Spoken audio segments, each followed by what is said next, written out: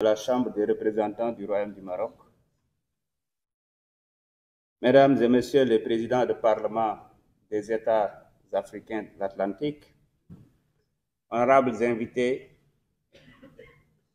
Mesdames et Messieurs, c'est avec un immense honneur que je prends la parole aujourd'hui devant cette auguste assemblée.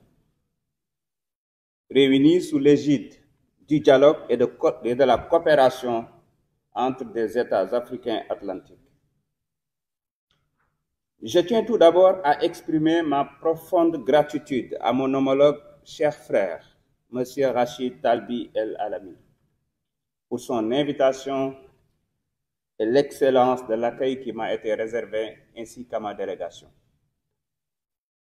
Je ne saurais commencer mon allocution sans transmettre les salutations les plus chaleureuses et fraternelles de son Excellence, M. Bassirou Diomaye Diakhar Faye, président de la République du Sénégal, à Sa Majesté le roi Mohamed VI.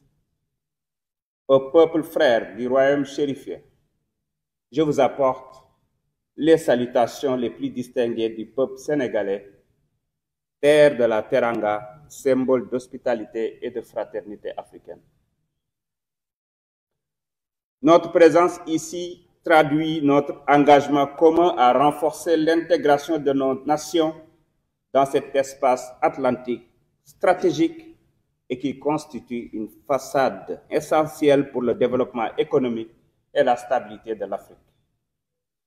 Cet espace qui regroupe près de la moitié de la population africaine et plus de la moitié du PIB du commerce continental représente une opportunité sans précédent pour notre cher continent.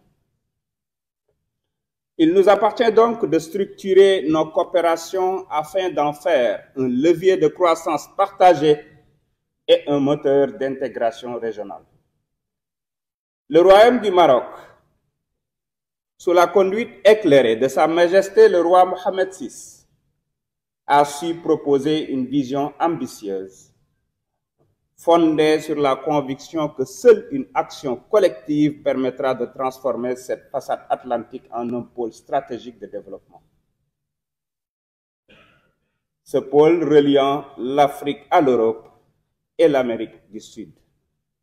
Le Sénégal salue et magnifie cette initiative porteuse d'avenir et réaffirme sa volonté de jouer un rôle actif dans le processus, dans un esprit de partenariat et de solidarité africaine. En effet, la relation entre le Sénégal et le Maroc est exemplaire à plus d'un titre. Elle puise sa force dans les liens historiques, spirituels et humains profondément enracinés, mais aussi dans une coopération dynamique et multiforme. Nos deux pays partagent une vision commune du développement africain, fondée sur la solidarité, l'intégration et la souveraineté économique. Le Maroc est aujourd'hui un partenaire stratégique du Sénégal, notamment dans les domaines des infrastructures, de l'énergie, de l'industrie, de la finance et de la formation. Au-delà de cette coopération bilatérale fructueuse, nous avons une responsabilité plus large, mon cher frère, celle de bâtir ensemble une façade atlantique africaine intégrée et prospère. Pour y parvenir, plusieurs axes stratégiques doivent guider notre action collective. Le premier axe est celui de notre participation aux décisions stratégiques qui façonneront l'avenir de notre espace maritime. Il est impératif que nos États soient pleinement impliqués dans l'élaboration des grands projets structurants, en veillant à ce que nos intérêts nationaux et régionaux soient pris en compte. À travers nos parlements, nous devons encourager la mise en place de cadres législatifs favorisant l'investissement et la coopération afin d'assurer une gouvernance efficace et inclusive de notre espace atlantique. Le deuxième axe concerne notre capacité à nous intégrer pleinement aux chaînes de valeur et aux flux commerciaux. Le Sénégal est déterminé à positionner ses infrastructures portuaires comme des hubs essentiels dans l'architecture logistique de la façade atlantique. Nous devons œuvrer ensemble à la mutualisation de nos ressources et à l'optimisation des corridors de transport, notamment pour inclure les pays du Sahel qui, bien que dépourvus de littoral, doivent pouvoir bénéficier des opportunités offertes par l'Atlantique. Le troisième axe porte sur la sécurité et le développement de l'économie bleue. Notre coopération maritime ne peut se limiter aux aspects économiques. Elle doit également intégrer des enjeux cruciaux tels que la préservation de nos ressources halieutiques, la promotion d'une pêche durable et la gestion concertée des défis environnementaux et sécuritaires. La protection de nos océans et de notre biodiversité est un impératif pour garantir une exploitation responsable et pérenne de nos richesses maritimes. Le quatrième axe, enfin, concerne le développement de la connectivité énergétique et des infrastructures stratégiques. Le projet de gazoduc Nigeria-Maroc est un exemple concret de l'importance d'une intégration énergétique régionale. Ce projet, qui reliera les zones de production de gaz du golfe de Guinée à l'Europe en traversant plusieurs pays ouest-africains, constitue non seulement le plus long gazoduc du monde, mais aussi le plus grand projet de coopération de notre cher continent. Nous devons encourager d'autres initiatives similaires, notamment dans les domaines du transport ferroviaire et routier, afin de renforcer la connectivité et la compétitivité de notre espace atlantique. Dans cette dynamique, nos parlements ont un rôle central à jouer.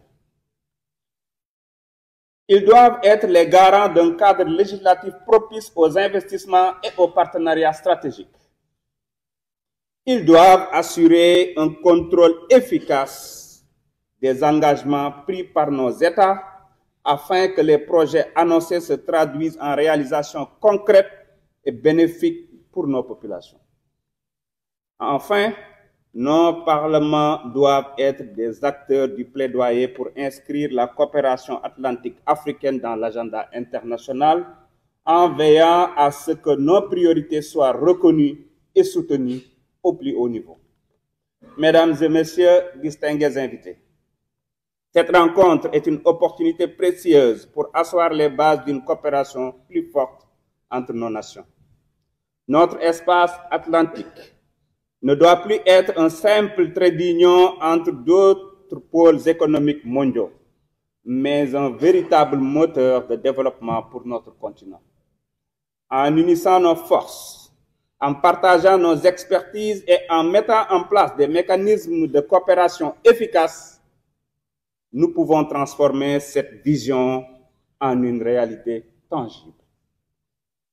La relation privilégiée entre le Sénégal et le Maroc est une preuve vivante que l'intégration africaine est possible lorsque la volonté politique et la coopération économique se conjuguent.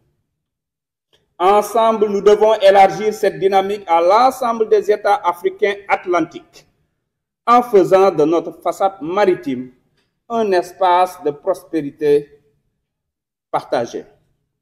Ensemble, engageons-nous à faire de cette ambition une réussite. Nos peuples attendent de nous que nous soyons les artisans d'un avenir plus prospère et plus solidaire. Je vous remercie de votre aimable attention.